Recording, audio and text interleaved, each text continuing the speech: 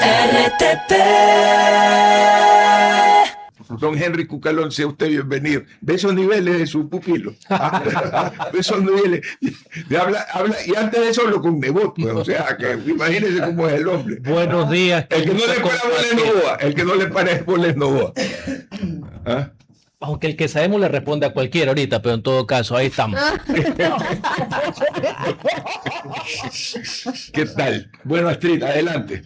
Y está con nosotros el ex ministro de gobierno, ex asambleísta y ex candidato también presidencial, Henry Cucalón, a quien le damos la bienvenida.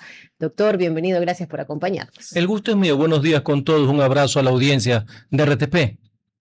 Doctor, tal vez iniciar con el ámbito político preelectoral, primero consultándole, ¿hay o no algún tipo de candidatura seccional? Usted siempre aparece como una opción. ¿Qué se puede observar en los siguientes días? Tal vez se tiene algún tipo de casillero para lanzarse a alguna candidatura, sobre todo a la alcaldía de Guayaquil. Gracias por la consideración. Estamos en épocas todavía de primarias y lo importante es tener una propuesta, ¿no? Lo importante es un principio de unidad cívica, porque si cada uno presenta una candidatura, lo que vas a hacer es fortalecer el caos actual, esa polarización de pacotilla, en que si no estás de un lado, resulta ser que eres lo peor del mundo y dónde están los intereses de la ciudad. Así que es importante que haya los diálogos pertinentes y de donde esté, porque no solamente se sirve una candidatura, aunar los esfuerzos por el resurgimiento de la ciudad de Olmedo. Ese es un muy buen punto, abogado Cucalón. Bienvenido nuevamente. Y sobre todo porque en este momento hay tanto que ocurre en el país que necesitamos voces frente a lo que viene ocurriendo con el activismo social, el caso de la señora Mónica Silva, lo que viene ocurriendo con el periodismo de investigación, con la prensa libre e independiente, lo ocurrido con el señor Higuera. Entonces, usted acaba de decir lo correcto. ¿Qué pueden hacer personajes que han tenido participación en la vida política de este país para ser una voz militante, para poner estos temas en la palestra pública y sobre todo para incentivar a que la ciudadanía esté también vigilante de lo que viene ocurriendo en nuestra sociedad? ¿Cómo estás, David? Hay un deber moral. Uno no puede permanecer quieto y callado con lo que está sucediendo. Suficiente con el silencio, por ejemplo, el defensor del pueblo. La razón de ser de su cargo es justamente representar esos intereses. Nadie sabe ni el nombre. El primer preocupado, el que había estado ahí, viendo todos los acontecimientos del lamentable fallecimiento de Mónica Silva, es el defensor del pueblo. Una persona que públicamente se ha enfrentado al poder. Y cuando digo poder, no digo solamente el poder central, poder económico, mafias de todo orden, locales, provinciales, nacionales. ¿Y el defensor del pueblo? Nada. Así que todos debemos aportar en ese sentido. Primero, no tener miedo, hay que tener respeto. Y respeto a la ley profundamente, sí. No hay que tener miedo porque lo que quiere el poder es acoquinarse. Que todo el mundo ande acoquinado.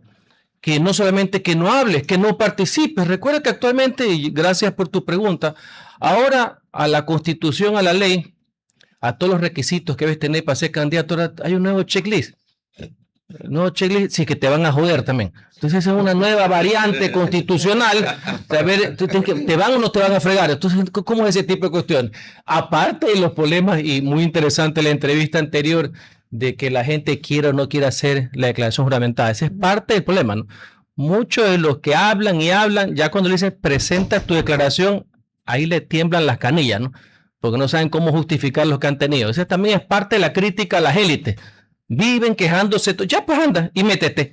Y tú mismo, no le das a ningún periodista, tú mismo cuelgas pues en tu web, ya que pasas tuiteando todo el día, tú mismo cuelgas por tu declaración juramentada ante el SRI para ver si es que la puedes justificar. En todo caso, que sirva lo de Mónica Silva, que sirva lo de la prensa independiente, que con errores y todo es un bastión de la democracia, para que el poder sepa que no puede hacer lo que le venga en gana y que el miedo no puede reemplazar al activismo. ¿Cómo valora el tema del periodista Higueras que fue manipulado? ¿Qué lectura le da eso? Yo me resisto a pensar que el acoso y el miedo se ha convertido en una política pública. Siempre hay choques entre la prensa y el poder, maestro. Toda la vida. Toda la vida. Ese es parte del tema. No hay por qué sorprenderse. La prensa hace fiscalizador. Siempre hay relaciones tensas. Pero en este caso en particular de Progen, que ya tiene 2 años, sino que ahora todo el mundo está más alerta por el nivel de audacia del cometimiento del atraco. Pero en el año 2024 varios periodistas ya denunciaron esto, que no está domiciliado, que el tema de las garantías, no hay asegurador del país que no se ría de este fraude en el tema de las garantías. Y veo que hay varios periodistas que han continuado, que han profundizado, medios de comunicación y periodistas. Y resulta ser que para desviar la atención, el poder político, el gobierno, trata de tirar lodo por todos lados. Que haya acoso, yo no tengo la menor duda. Así que saludo la participación, no hay que dejarlo solo, comprendo sus razones y ojalá que el medio de comunicación de Coavisa, que tiene algunas décadas defendiendo los principios de la libertad de expresión, no se eche para atrás y que continúe. Bueno, el periodista ya se echó por atrás. ¿Qué lectura le da? Y de ahí vamos en orden. La señora Perrone, Astrid, doña Larisa, el señor Murrieta y el señor Febres Cordero. Ya tiene hartas preguntas, así que como usted es breve para contestar, no hay problema. Morillo denuncia uso de cámaras de Guayaquil y apunta a Correa. Comisión inicia fiscalización por las biovigilancias. ¿Qué lectura le da a este tema cuando el gobierno también genera sus propias biovigilancias y quiere el control de las biovigilancias también? Hay varias aristas ahí. Uno, la intromisión del gobierno central en competencias municipales, que parece ser que ya es una costumbre. 2, la falta de control a nivel, salvo honrosas excepciones como la concejal Choes, a nivel del mismo Consejo Municipal. Porque el órgano fiscalizador de un municipio no es la Asamblea Nacional, señores. Es el Consejo Municipal, que es la legislatura local, es la Asamblea de la ciudad. Tercero, necesitan de nuevo el chuque, pues, ¿no? Y en todo lo meten, más allá que correr la papaya en todo, lo meten en todo porque si no, pues no hay salsa aquí en esta operación. Y esa es parte de lo que hacen los asesores. Quieren limitarlo al correísmo y al anticorreísmo. Y la ciudad de Guayaquil, la perla del Pacífico, los intereses del país están más allá de esa cantaleta, por Dios. Ahora, si dentro de esto la Fiscalía investiga cualquier uso irregular de bienes públicos, al igual que la Contraloría, bienvenido sea. Adelante. Henry, ¿cómo está? Un placer siempre tenerlo. Me quedé con la frase que usted dijo, el miedo no puede reemplazar al activismo. Pero ¿qué pasa cuando el miedo reemplaza a la participación política de actores políticos? O peor, solamente los limita a una participación exclusiva para hacerle daño a la oposición y no a la ciudadanía. ¿Eso a dónde nos lleva como país? A una muerte de la democracia en sí. Porque la democracia es participación. Y esta es una debacle que no solamente es en el Ecuador, sino que es a nivel internacional. Ya que no puedes sumar en base a méritos, tienes que hacerlo en base al terror, que va en varias líneas.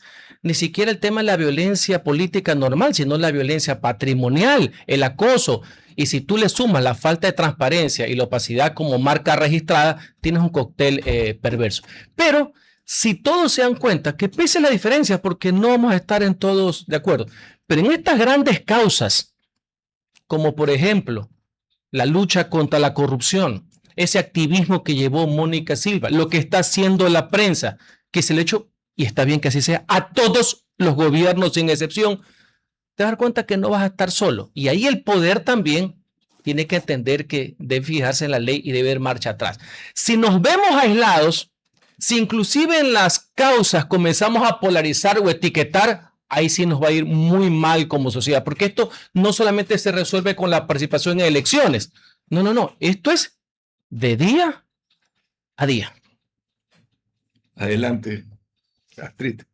Doctor, me da un poco de gracia escuchar cuando usted dice todos los problemas, parece ser de Rafael Correa, que también da papaya. Hoy, si revisamos ciertas investigaciones, incluso diarios, me imagino que va a estar en el diario El Universo, Correa suma casi 50 investigaciones, procesos. 47 para ser exactos. Si se suma uno más que estaría en curso, se acerca cada vez más a los 50. Pero ¿sabe qué me preocupa, doctor, en medio de todo esto? Si la culpa es de Correa o no. Es cómo se politiza todo y cómo terminamos sin dar explicación de nada. Por ejemplo, el tema de las cámaras. Sí, puede ser un medio político esta investigación para venir y desacreditar a la administración anterior. Pero ¿qué pasa? ¿Por qué no se nos da razón, por ejemplo, de una entidad como Segura EP, a la cual pasó de 17 a más de 40 millones de dólares? ¿Qué pasa con el Consejo Municipal? Y usted lo decía, ¿qué pasa con esas autoridades que están en funciones y no dicen nada? Me preocupa mucho, porque no se trata de oposición o no se trata de simplemente la persecución política, se trata de quién está administrando los bienes públicos. Totalmente de acuerdo. Y en esto, hasta el correísmo ha querido que se le juegue el pepo, porque en el tema del alcalde Álvarez, inteligentemente lo ven todo en su faceta de antes de llegar al alcalde y lo han puesto como una persecución y le está sacando a Vaca con relación a la administración municipal y a los latrocinios que hayan hecho, ¿no? A Vaca con el cuento de que todo es persecución y todo el mundo sabe el fiasco, el garete donde se encuentra el municipio de Guayaquil hoy, donde les quedó grande pues el puesto por todos los costados a esta gente que tiene esta supuesta superioridad intelectual y moral, que durante todos los años que tuvo el social que estemos, decían que iba a ser mejor. Es terror ir al municipio de Guayaquil. Así que vale tu comentario para decir, sí, pues señores, ¿y ustedes qué han hecho con el tema de la seguridad ciudadana que va más allá del tema policial, que es donde se quiere agarrar el gobierno central? Porque la seguridad ciudadana es más allá del tema policial, el tema bomberos, el tema de tránsito. Hay muchísimas cosas por las cuales la autonomía municipal, a las cuales ellos no supieron defender obviamente por el rabo de paja que tienen por todos los costados, no solamente por sus actividades anteriores a llegar al municipio de Guayaquil, no han sabido defender. Y ese es uno de los temas que ahora va a estar en disputa pues, con las elecciones seccionales, no que se la han sacado barata. Tu pregunta es la del meollo, es la neurálgica. ¿Y qué ha hecho para verificar qué es lo que están haciendo, si lo han hecho bien o mal? Más allá del pretexto comunicacional nuevo que está utilizando el gobierno para cambiar la conversación, pues, que si el espejo, que si el espionaje, y al mismo tiempo tienes a ministros de Estado de nuevo acusando, por ejemplo, al Diario Expreso de ser correísta, cuando no se acuerdan que correísmo puso a la Subgercom aquí en la yugular de Diario El Expreso. Yo no sé en qué parte del país vivían, pero esto fue hasta hace poco. O peor, acusar que el Diario Expreso está asociado con Jordán, cuando Jordán ha demandado al Diario Expreso. ¿En qué multiverso es que vive esta gente, por Dios? ¿En qué realidad paralela es que los tiene tan aturdidos, por no decir entontecidos por el poder, como decía Blanco Peña Herrera?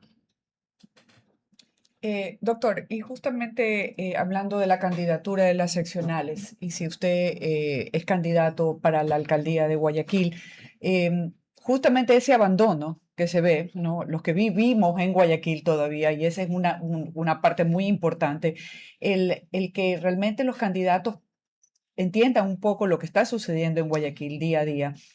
¿Cómo haría usted ese cambio? Porque realmente cuando entró esta administración, criticaron mucho las administraciones anteriores, y si usted entraría, usted haría esas mismas limpiezas que ellos dijeron que hicieron y que rescataron al municipio, del cual ahorita está en total abandono. Hay cosas que son lógica de sentido común y de causa común. Pensar que un hombre o una mujer solo por sí ante sí se va a aparecer en la alcaldía o en la presidencia y per se las cosas van a salir solas, eso es la peor forma de demagogia. Lo que sucedió en el año 92, que con todos sus errores, sin duda alguna fue un cambio sustancial. El gran levantamiento que tuvo la ciudad fue fundamentalmente mérito de un equipo de trabajo, de un apoyo ciudadano y de un liderazgo firme, porque tiene que haber un capitán, pues tiene que haber un conductor o una conductora. Entonces, para mí, fundamentalmente, para devolverle un orden al proceso de transformación de la ciudad es con quién vas a gobernar, cuál va a ser el equipo de trabajo. Una cosa es el candidato, los eslogans, las campañas, lo digital, todo eso que es un poco complejo, que yo no lo entiendo muy bien, pero una vez que tomas las riendas de la ciudad, ¿cuál va a ser el equipo de trabajo? Gente comprometida, gente que le entregue su vida al servicio público, que ame el servicio público, que no tenga conflictos de interés, que sepa que debe privilegiar el interés general. Y sobre eso hay un plan de desarrollo de la ciudad de Guayaquil, del Gran Guayaquil, y de todo lo que involucra. Así que lo primero que hay que hacer es hasta una reingeniería. Casa adentro lo que está pasando. Es sumamente grave, producto entre otras cosas pues, de la incertidumbre, la inestabilidad, la inseguridad jurídica que provoca esto. Es mayor que cualquier crisis política, que la comprendo, todo el mundo tiene derecho al debido proceso, pero lo que está pasando en la ciudad, a diferencia de otras ciudades del país, donde hay muchísima gente que quiere cambiar al alcalde, otros quieren reelegir al alcalde, eso es normal, es propio de la democracia, de la ley electoral, pero aquí hay un problema adicional. La ciudad no tiene norte. No es que, puede ser que no me guste el norte, y eso es verdad. Perfecto, tú ganaste, yo perdí. Pero no, aquí no hay norte, no sabemos a dónde nos dirigimos. Entonces, primero los objetivos, primero lo conceptual, y después, obviamente, un trabajo de administración cercano a la gente, con los recursos que vayan a la gente, y una palabra que los compoles no les gusta hablar, porque dice que no dan votos. Honestidad, pues, señores, pues. Honestidad en el ejercicio del mandato público, defendiendo los intereses y los recursos del pueblo. Eso es fundamental. Henry, una pregunta. Usted ha hablado del poder como un ente más o menos abstracto al que hay que enfrentar y hay que volverse, pero al final del día el poder está constituido por personas. Y hay una serie de personas, entiendo que muy bien intencionadas, que quieren llegar a estas situaciones de poder para poder servir. ¿De qué debe cuidarse un ciudadano, una persona de buen corazón cuando llega a tener poder? Qué buena pregunta. ¿Cómo está uno? Principalmente con tantos psicópatas que hay sueltos, pues, ¿no? Método. Inteligencia emocional. Aquí nadie está para pagar platos rotos ni traumas de nadie. No, que en el colegio, nada. Aquí tienes que defender los intereses de la gente. Por eso es que tienes que conocerlo. Con el tema, yo no voy a robar. No, no es que no vas a robar. Tienes que mostrar que tú no has robado. Esos son los antecedentes también. Así que, con todo así, el tema del poder parecería una entelequia, ¿no? Pero como decía David también, hay varios problemas que están transversales ahorita en el país. Mientras estamos viendo el tema local, no podemos hacer abstracción del tema nacional, de lo que está pasando, del tema de la falta de transparencia. Hoy día es con un medio, mañana es con otro, mañana es contigo, mañana es con RTP. Entonces los pilares de la convivencia democrática se están poniendo en discusión, pero a veces hay gente que no le importa, porque dicen, o los otros ya lo hicieron, o este es de mi gallada. Porque hay un tema identitario de por medio. Pues, ¿no? Cuando lo hacen el que se parece, ahí sí está bien. Más allá que después el remate que leí ayer ya que es terrible. Ya ni siquiera lo van a asemejar pues a Camilo Ponce cuando cerró el comercio, habló de la facultad implícita. Ya cuando te comparan con Alvarado, es que estás jodido ya en la vida. Pues, ¿no? ya, la verdad es que de eso no hay retorno, ¿no? Adelante, don César. Le presto, doctor. No es que quiera desaprovechar su presencia, estimado Henry, pudiendo hablar de tantos temas importantes de la coyuntura, pero debo insistir. ¿Ha hablado con algún líder político local o nacional para contemplar una candidatura, o por lo menos, no hablemos de candidatura, una participación en el proceso electoral que se nos viene? César, un gusto como siempre compartir contigo, con varios partidos políticos, a lo largo de estos 2 meses que he estado aquí en estos micrófonos, con varios partidos políticos, porque varios me han propuesto y a varios le he dicho, nones, por ahí no va, no es de una persona, es de una causa, una plataforma, un plan, una propuesta y una candidatura, pero como muchos partidos están preocupados que los eliminen, están preocupados del porcentaje, no están preocupados de las causas, quieren ver que alguien vaya, no importa si gana o no gana, sacas el 5, la ciudad y el país, bien, gracias. Ya algo de experiencia tengo, pues estas canas que están por aquí, pues no están de adorno.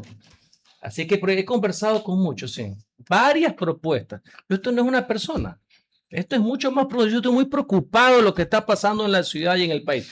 Y a la larga, esos diálogos tienen que servir para ver desde dónde uno puede ayudar y servir mejor. Porque yo sigo aquí, yo sigo dando la cara. Estoy ejerciendo mi profesión, soy profesor universitario, pero yo no puedo darle la espalda a lo que está sucediendo en la ciudad y en el país.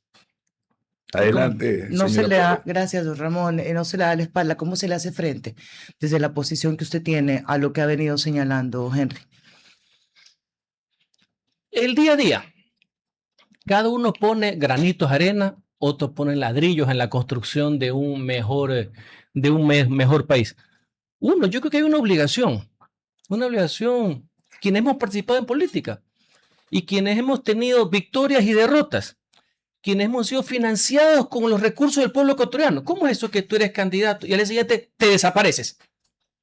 Hay que estarte buscando en dónde es que estás escondido, pero no que querías hasta hace poco dirigir el país, no querías hasta hace poco dirigir la ciudad, de repente te desapareces porque tienes miedo que te persigan, porque tienes miedo que no te salga un negocio, porque tienes miedo que no te abran la puerta o que no te saluden. Así que las posiciones que hemos tenido hay que seguir defendiendo y aupando, sumando, haciendo convergencias. Así que hay varias maneras de hacerlo. Entre otras cosas, también me encuentro preparando a jóvenes.